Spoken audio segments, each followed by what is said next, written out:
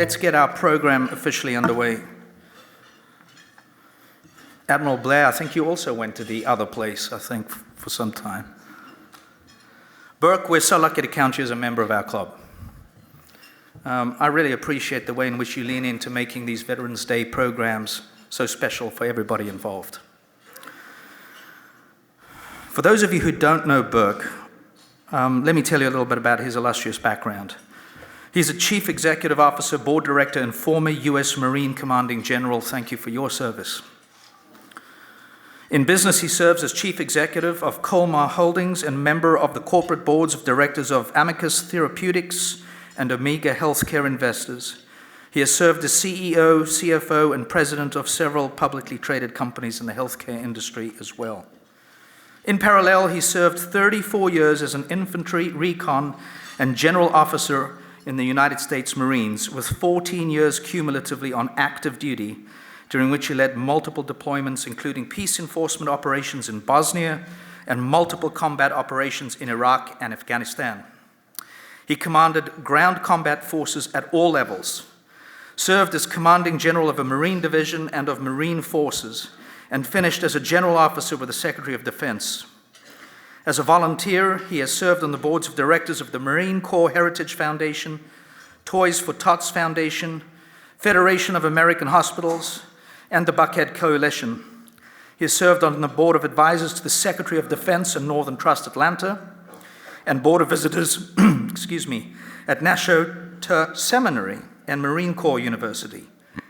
He is a lifetime trustee of the Lovett School, a member of Business Executives for National Security, and a volunteer chaplain. Burke, you're always a hard act to follow on the stage. Will you do us the honor of introducing Admiral Blair to the club, and then lead us in a discussion around the security challenges facing the next administration?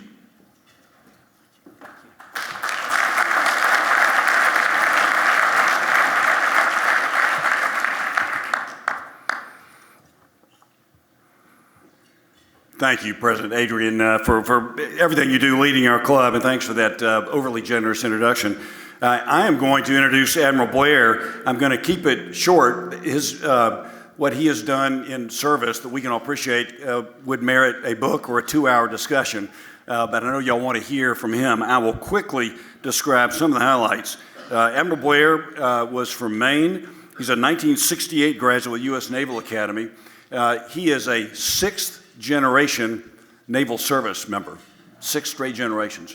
In the class of 68, by the way, had Admiral Mullen, his classmate, who was chairman of the Joint Chiefs Staff, and on the Marine side, from his class of Naval Academy, was Oliver North, as well as Jim Webb, who was former Secretary of the Navy. Illustrious class. He was served in the Navy 34 years, finishing as Commander-in-Chief of U.S. Pacific Command. It's almost half the globe, and he's going to talk about that some today. After retiring, he was the Chief Executive of the Institute for Defense Analysis, and then Sasakawa,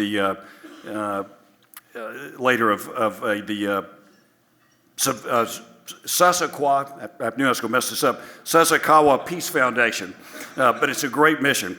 And he is now the first ever not distinguished visiting professor of the practice at the University of North Carolina, Chapel Hill, and also adjunct professor of national security policy at the Sanford School of Public Policy at Duke University. The fact that he can teach at Duke and Carolina at the same time says something about his cultural bridging abilities. He has a very high social IQ, and you'll see some of that come through. He also serves on several boards, leading most of them in energy security, the Securing America's Future, Energy, SAFE, also National Committee on U.S.-China Relations, National Bureau of Asian Research, and Lockheed Martin Space. And he has chaired 4 commissions recently on the topics of oil, on cyber, and also on theft of American intellectual property. This is a really unique human being we have with us. He is a paragon of human virtue. He's beyond being a national security expert, which you'll hear today and which he is known for. He's a brilliant thinker, an extraordinary leader. By the way, back on Thinker, I failed to mention he was a Rhodes Scholar. That's the other school that Adrian was talking about. He's an extraordinary leader. He's a very popular teacher. He's genuinely committed to the common good in all that he does, including serving with No Labels, trying to bring the two extremes of the political spectrum together. And he's a truly kind gentleman. And a couple of you here told me that you asked friends of yours who might know him what they said about him. And what they said is he's just a great person. So we'll all be inspired by his comments today. Admiral Blair, please come join us on the stage.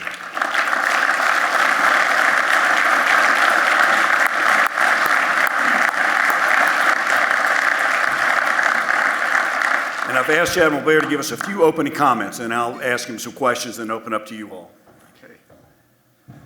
Thanks very much, Burke. It's terrific to be here.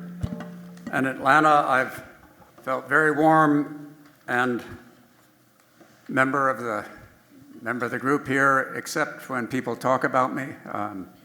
That makes all of us a little uncomfortable, I think, because we all know that anything that we achieve is, by and large, not something that we do personally. It's the people that work with us and for us and help us. And so forget about all that other stuff. I worked with good people. In just a couple of opening remarks, I thought I might help to put into a little perspective some of these breathless articles you read, headlines you read about the events of violence and conflict that are going on around the world. We read things like the most dangerous time the United States has been in since World War II, 3 pots boiling around the globe, and this is all going to blow up here pretty soon. Let me put a little bit of perspective on each of the 3 main areas of conflict that are going on now, and I hope at the end of it you'll believe that these things are not going to be catastrophic world conflict.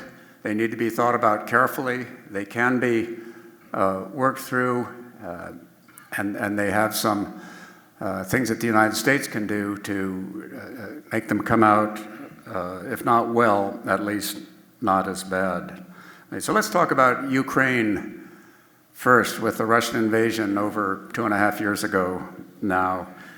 I'd say the conventional wisdom is that it's a war of attrition, and Russia is bigger, so it will win the war of attrition, and Ukraine's just going to have to get over it, and the United States should make its plans based on that eventuality. I would remind you a little bit of the history of powerful occupiers who did not achieve quick victories over much weaker opponents, and in fact, many of whom gave up. Let's begin with the small group of colonists on the eastern side of North America in 1776, fighting the world's greatest power.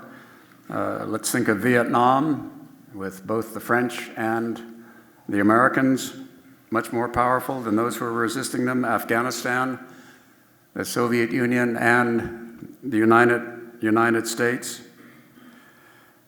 I think there are 2 things that really play to the strengths of, there are 3 things that play to the strengths of those weaker countries who have been occupied by more powerful countries and who are resisting. And I think all 3 are present in the case of Ukraine. The first is a sanctuary, so that the occupier does not own the entire country and everything around it. And in Vietnam, there was a sanctuary in China. In Afghanistan, there was a sanctuary in Pakistan. And in the case of Ukraine, there's a huge sanctuary in Poland and the other NATO countries that face it. So the presence of a nearby sanctuary is a tremendous advantage to a resisting power. It can regroup, it can rearm, and there's a secure pipeline of assistance and help being able to come in. The Second major advantage of weaker occupied countries is their degree of motivation. The stakes are so much higher for them. They will put so much more into it than the larger occupying power for whom it's one objective among many. It's not an existential threat. It's, in the case of Russia, a case of prestige, historical anger, particularly on the part of Putin himself, not on the part of many more Russians. So when we look at Ukraine's situation, I urge you not to take the simple notion that it's boiled down to a war of attrition, Russia's bigger, they're going to win. Let's think about it a little more carefully. Moving to the Mideast, I guess the phrase that's thrown around the most that I would question was that Israel has a right to defend itself. And that's true, but I would say that this war that Israel is involved in is not the same as the war with its immediate neighbors with organized armed forces in 1948, 1956, 1967, 1973. These were truly existential threats to Israel. Had they lost that armed conflict, it would have been the end of the state. Right now, the enemy is Iran, its proxies. From a combined point of view, they do not have the ability to defeat Israel militarily, take over and occupy the country. Their objectives are more to damage Israel, to disrupt the Abraham Accords process that bypasses the Palestinians, to generate international sympathy for the Palestinian process because of the suffering of the Palestinian people and the pressure that will bring on Israel to make concessions. So it is a more complicated situation than simply a fight for Israel's physical survival. And as for the United States, of course, we should defend Israel when it is a case of national survival. And in the cases in which Israel has been attacked directly with large amounts of force, the missile barrages that have come in from Iran and so on, the United States has participated with Israel in fending off that threat and very, very successfully. But beyond Israel's right to exist, American and Israeli objectives have been different for a number of years, and the United States has the obligation to follow its own interests, which are sometimes a higher, clearer thinking interest than some of the current Israeli leaders have. And we need to think in a sophisticated way about what's going on there and not fall prey to simple slogans. Finally, China, which is putting heavy military pressure on Taiwan, on the countries of the South China Sea, the Philippines, others. The punditry there says that this is a powder keg that is about to blow into a war which China will attack Taiwan, take over parts of the Philippines, and the United States will be dragged into a war. I would say, on the contrary, that what China is doing is a very muscular sort of gunboat coercive diplomacy, attempting to gain political concessions without going into full-scale conflict, and that the chances of China actually crossing that barrier into physical contact are pretty low because the risks to China are very high. In addition, because this is a maritime and sea encounter,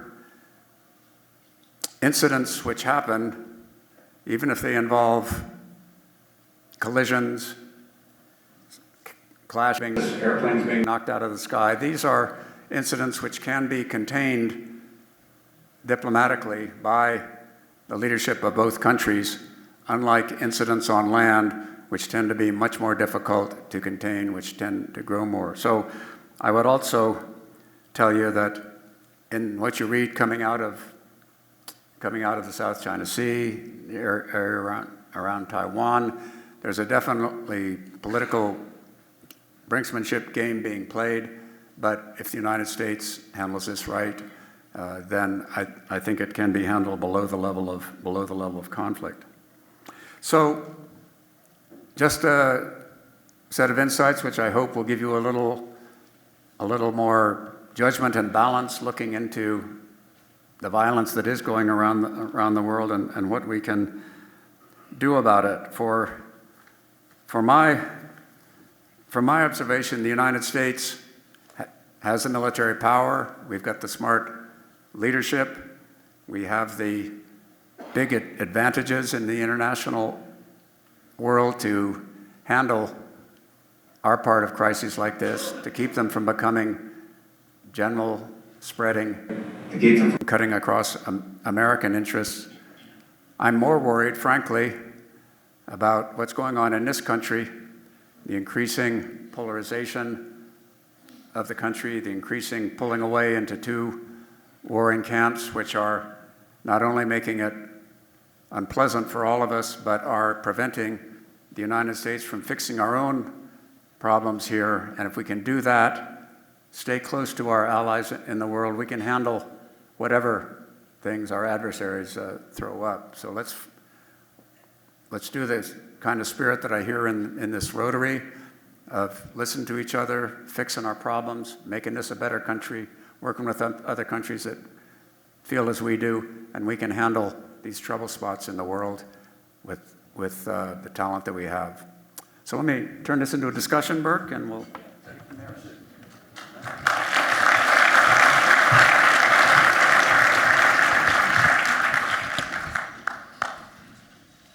In my rush to expedite my introduction in time, I left out one of the key reasons you're here is that Admiral Blair was the Director of National Intelligence for the United States, overseeing all 16 of the intelligence agencies. And that was after serving in uniform. Also, he just got back from the Far East. He is on Japanese time right now, so I think we should be pleased he's still wide awake and with us. He'll sleep well tonight. And finally, I thought about tipping you off, but I thought you'd let me be surprised. Some of you may be pleasantly surprised that with all his experience, he actually has a fairly optimistic view of these national threats externally to us. He's concerned internally, but that's reassuring to me. With his experience, I am not a Rhodes Scholar, and Adrian, I didn't go to the other school either, so I rely on the wisdom of others, and Admiral Blair has it. I'm going to ask a few questions here. I think we'll get to at least a couple of them, and then we'll turn it over, Adrian, when you're ready to questions you all have. The first is on current foreign national security threats, a little bit of a continuation of what Admiral Blair was talking about, but we're all probably familiar with four countries, Russia, China, Iran, and North Korea, who seem to be collaborating in an axis that is focused together primarily on overturning American world dominance with a world order that would look very different from our own principles. Admiral Blair, on that topic, what is the nature and magnitude of the threat from this present and growing axis of countries? Yeah, Burke, I'd say it is concerning, but I think it's mostly a case of opportunistic cooperation. My enemy's enemy is my friend. There are deep tensions between China and Russia, competition in Central Asia, which under other circumstances would certainly be much more apparent than when they're trying to reduce the influence and power of the United States. North Korea and Iran are definitely far more concerned with regional issues than they are with joining some worldwide attempt to push the United States out of its position. They help with weapons to Russia, with troops to Russia in the case of North Korea, but they're strictly doing that in order to get something from Russia that they could use in their regional in their regional areas. So I look at them as countries that are cooperating because they have a common goal right now. I do not look at them as a coalition that will hang together for a long, long time to be able to make a common cause. And I certainly would not trade the group of allies that the United States has that are based on common values, long periods of working together, the Western European NATO countries, Japan, Korea, Australia, New Zealand. The American network of like-minded countries is far more powerful and will stay together much better than these group of four that are now against us. Thank you, General. You mentioned allies. There have been, I'll oversimplify my question to say there's sort of been two approaches of the last two presidents in dealing with allies. One, to oversimplify it, has been described as a bully approach. President Trump being tough on allies to get them to do what we want them to do. The other is, for lack of a better term, a love approach that the Biden administration has used to try to lure and win people over. They both seem to have had successes and setbacks. Do you have a view? Is one more effective than the other? Is one more appropriate for this next administration to be the tough bully or the kind, loving ally? So, Burke, you and I have worked together in No Labels, in which our approach is to try to take the best ideas from the two political parties on which most Americans agree and try to push those through to action. And I'd say the same principle would apply here. Yes, there is a tendency on the part of allies, when they're allied with the United States, bigger, more powerful. Let the big guy do the work, and I'll make some contribution, but I'll kind of draft on what the United States is doing. And we do have to lean on them to say that the United States helps those who help themselves, and we want you to step up as well. It doesn't work if you carry it as far as former President Trump tried to carry it. Either you pay a certain percentage of your defense budget, or we don't defend you when the time comes. We make decisions to defend other countries, partly in their interest, but mostly in our interest. On the other hand, there's the human dimension. You don't get too far with an ally that likes you and admires you by simply beating on them all the time. You try to determine the things that you really have in common, that you can work together, that they will work on whether you're there or not. And I'd say the best allied management combines this pressure for allies to do more for themselves and more for the common cause, while making them feel part of a group that will be successful if we all do contribute. So it's that sort of combined approach that I think we need with the alliance. Yeah, great. And you started to touch on this, but I'm going to follow up on your thoughts about the greatest threat to our national security. You've talked about some of the nations, but I want to ask about non-nation threats. Some people look at the drug cartels as a great threat. Some still view religious extremism as a great threat. Two of your fellow admirals, interestingly, have recently said, Admiral Mullen, former chairman of Joint Chiefs, said that the biggest security threat to the United States is our budget deficit. Interesting view from a uniform member. And then Admiral William McRaven, former commander of SOCOM, Special Operations Command, said that he believes the greatest threat to our national security is K through 12 education, that we're falling behind. Do you have thoughts about those non-nation state threats, and do you have one that you view as sort of the big one? Right, so we're talking about really two categories here, which are outside traditional powerful countries attempting to push the United States out, and of course we've been involved in fighting Al Qaeda and other groups that use terror against the United States ever since 2001, and actually even before. And I think you can't count out another terrorist attack on the United States, but we are a heck of a lot tougher target than we were back in 2001, and I think we have developed a certain amount of resilience so that if a terrorist attack were to occur, it wouldn't knock us out of balance the way the 2001 attack did. So I think we're working pretty well on that one. That's good news for Dave Wilkinson, wherever you are. No repeats, please.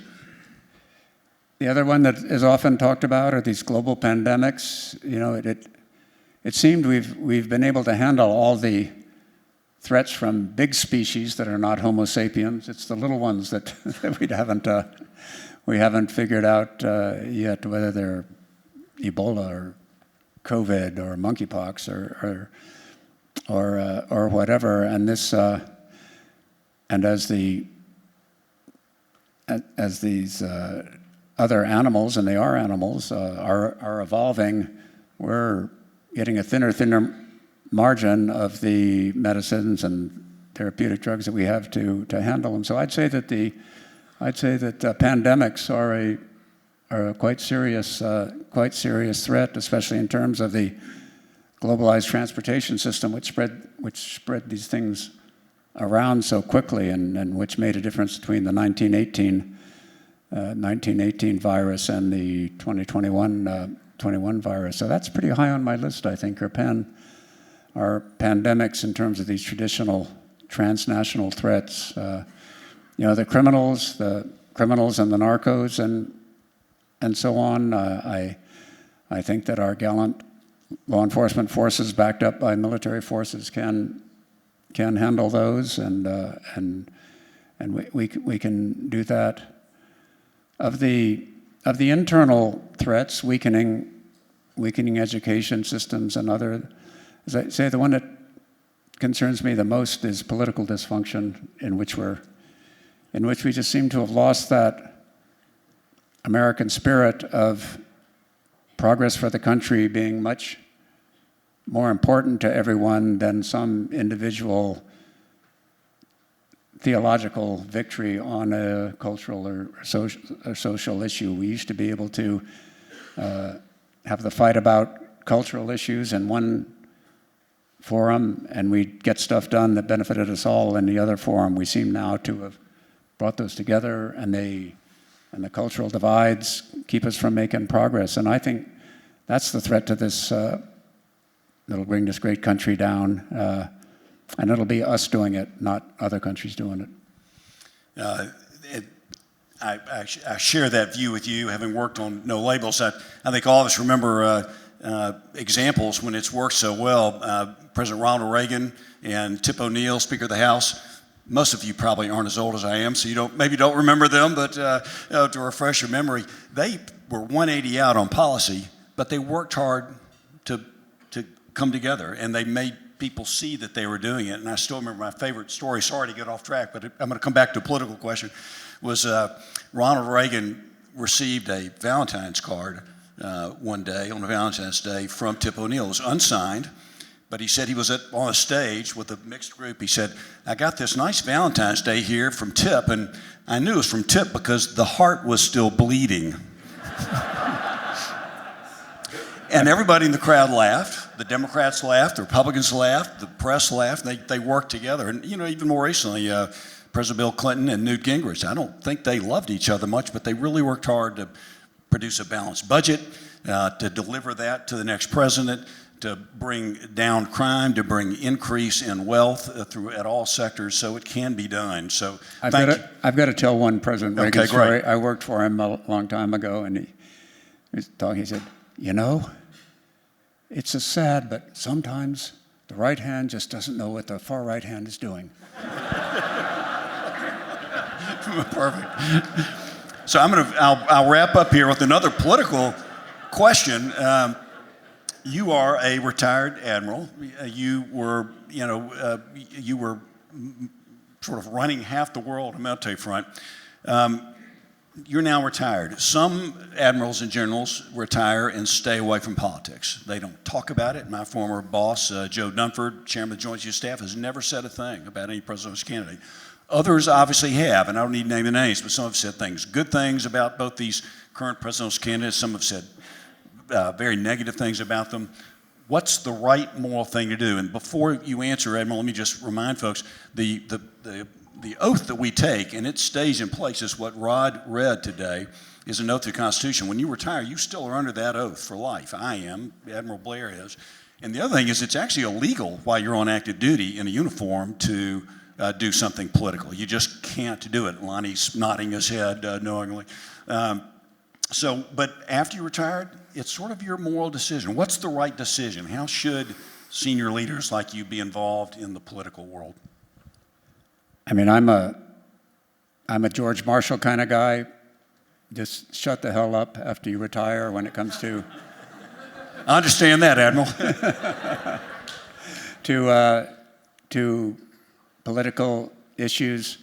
I think that the experience that we have as former senior officers should be given to politicians, but it should be given in private to Democrats and to Republicans and to anyone else, that when we get on stages, sign open letters favoring one party, one political candidate over another, not only do we not make much of a difference, frankly, I think the American people love the armed forces, but they probably love the sergeants and petty officers more than they love the admirals and generals.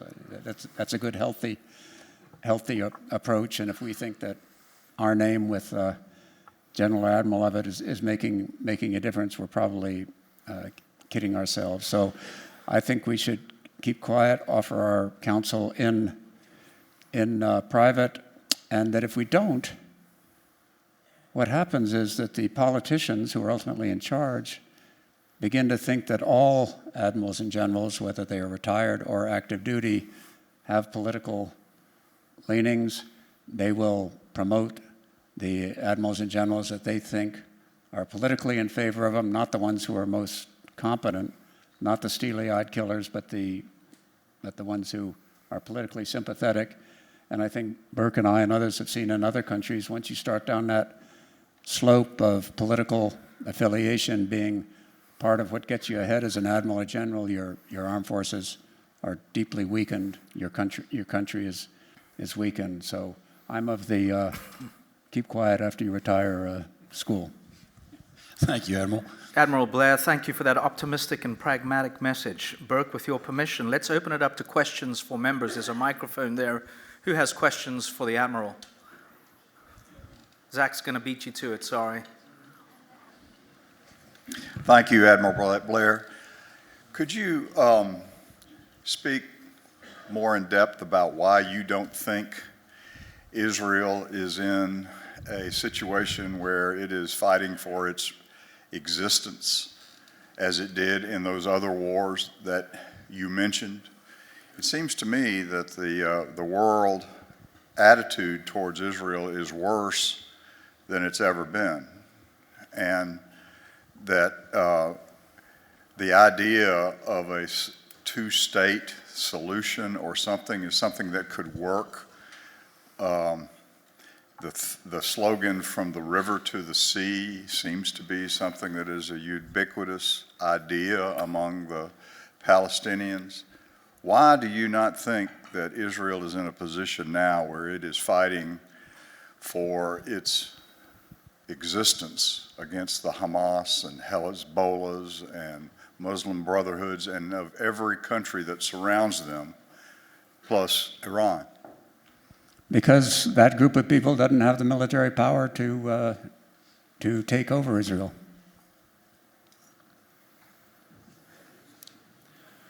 Good afternoon, David Leiter with KPMG.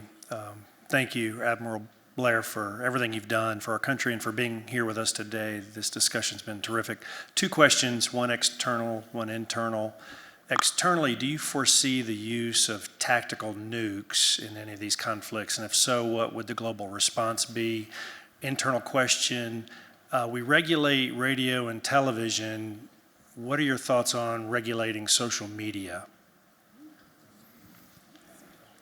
I think the chances of the use of a tactical nuclear weapon in any of these three places that we talked about are pretty darn low. The high threshold that we have developed since Hiroshima and Nagasaki of the use of a nuclear weapon remains pretty high in all of the countries who have them, including in Russia, despite Putin's loose talk. He's the one who brandishes the use of nukes, but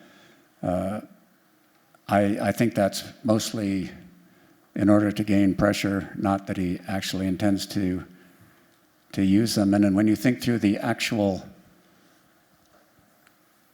cases of where would he actually explode a weapon and for what purpose, and how would he think that it would not lead to retaliation with Russia, it's hard to come up with a scenario except a madman scenario, and I don't think he is a madman. So it's not something that you dismiss out of hand, but I think the chances are pretty low. Regulating social media, somewhere between just letting it rip and giving a politically motivated type of control, which can allow a party of one partisan censorship be replaced by another, so it becomes a sort of litmus test versus, trying to work on things that we all agree are terrible: pornography, incitement to violence, things like that, lies. I think a sensible control of the enormous power of social media, and we should not step back from it just because it's different. Stephanie? First, thanks to both of you for protecting our freedoms. My question is about what I see as the greatest existential threat that we're facing as humanity, and that's climate change. It's an area where America's military has always been at the forefront. So I'd be interested in your thoughts on climate change and what the military can be doing to continue being a leader in that area. Thanks. Wars tend to produce a lot of greenhouse gas, so that's a good it's a good start to remain strong enough to deter major aggression. And I think the only thing that I would add to the well-known positions on climate change is that we agree that we should reach a minimum or zero greenhouse gas emission posture, because that contributes to the warming of the planet, which has all sorts of deleterious effects. But we can't do that in a day. We can't do that in a month. It's going to take some years. So let's come up with a sensible transition plan, rather than just trying to drill everything we can on the one hand, or to stop every LNG plant, coal energy plant, transmission line. I think again, as a result of this polarization of the country, we've lost some of the tendency to make a sensible plan towards goals that we all share, and it turns into a fight, which means that we probably slow down the progress that I think we all know we have to make. That's where I'd be on that one. Deepak, one final question from you. Thank you. I have another existential crisis possibility for you to get your opinion on, which is technology. Technology, more specifically artificial general intelligence and quantum computing. Because if one of our enemies gain superiority in either of those areas before we do, it is game over. The breadth and depth of the harm they can cause us is insurmountable, I think, if they get there first. So how much are we focused on it? How should we think about it? And what do you think is the future as that unfolds? You know, my first commanding officer in the Navy told me once, you know, Ensign Blair, things are never as bad or as good as they seem. And I sort of think that applies to where we are right now. Artificial intelligence has, and the other thing I've noticed in technology advancements is we tend to underestimate the science and the small scale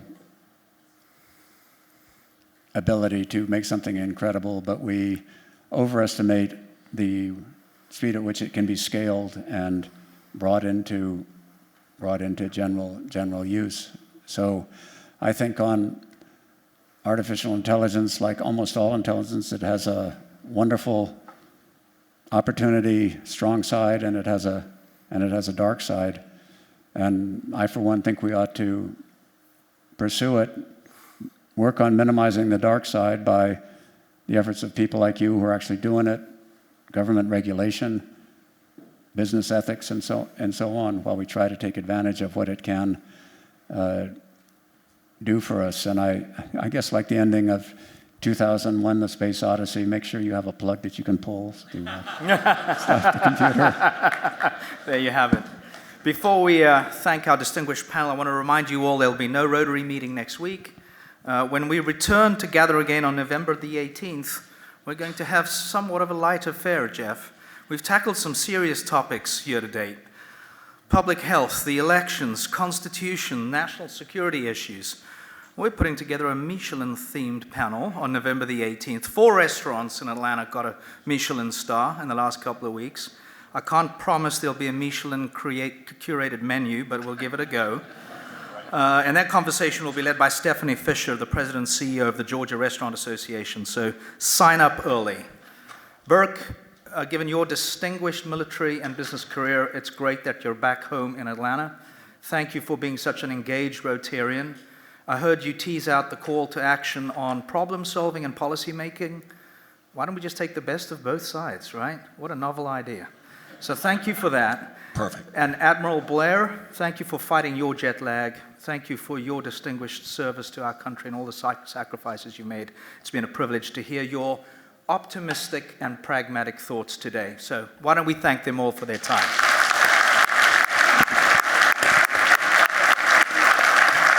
The meeting is adjourned.